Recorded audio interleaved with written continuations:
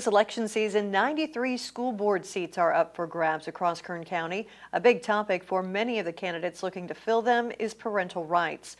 Michael Patterson has been analyzing feedback from several candidates about the issue and what voters should know. Michael? Well, Rochelle, in September, I sent a questionnaire form to 24 candidates running for seats on some of the largest boards in our region. And what I discovered is that while many of the candidates believe parental rights is an important issue, how they define them and how they plan to fix it varies. This violates parents' rights. It's there for the rights of the parents to direct in schooling. We want to have the right to know what is being educated. The issue of parental rights has been a point of heated discussion at times across the country, and Kern County is no exception, with both community members and board trustees putting emphasis on the subject.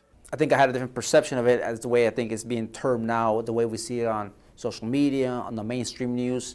Ricardo Herrera is an incumbent running for re-election to the Greenfield Union School District Board representing Area C. He says in the 8 years he's been on the board, the discussion around parental rights has changed.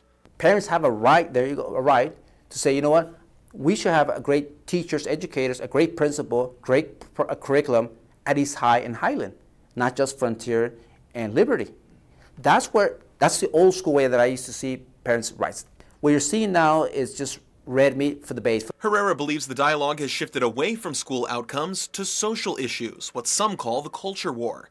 In the questionnaire, I asked candidates if they feel parental rights are being threatened in Kern County. Justin Wright, a parent and candidate for the Southern Kern Unified School District Board, says they are. In an email, he said, quote, "California is misusing its authority, taking the constitutional rights away from parents." He went on to say, if elected, I would hope to place a resolution requiring the school district to notify parents if their child under 13 requests to be identified by a different name or gender at school.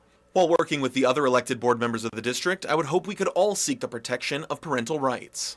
As we see more school boards across the country take on this topic, California lawmakers deciding to put a stop to certain parts of the conversation with AB 1955. Approved by the governor in July, it, among other provisions, prohibits school districts and boards of education from enacting policies requiring employees to disclose any information about a student's sexual orientation, gender identity, or gender expression to any other person without the pupil's consent unless otherwise required by law. Otilia Curiel, a bilingual receptionist and candidate for the seat representing Area 2 on the Kern High School District's board, says the bill is an affront to parental rights and believes it's the responsibility of local boards to fight back. In her response to the questionnaire, she said, quote, "Sacramento politicians might be the original cause of these insane laws, but Kern County politicians are too afraid to fight them. We need to fight them. Our children belong to their parents. They do not belong to the state. Anytime there is a law which allows information to be hidden from a student's parents, parental rights are being threatened." Meanwhile, her opponent, incumbent Steve Rodrigue, empathizes with people that are concerned about the safety of students, but thinks they're going about it the wrong way. If they're disappointed in the direction that the educational code is going, it's really not an issue that we can deal with at the local level. It needs to be dealt with in Sacramento. We're obligated to enforce what's on the books. Like Herrera, Rodrigue believes the focus has shifted and that the parental rights issue is being exaggerated by some. If this was a rampant problem in our district, my phone would be exploding. I would say, as far as this, our biggest challenge is not parental rights, it's parental engagement. We want the parents to be more engaged, more involved in their educational path, because when parents are involved, that's when we see the greatest outcomes.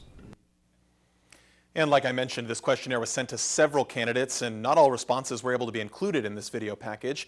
If you would like to see those responses, just head over to our website right now, BakersfieldNow.com.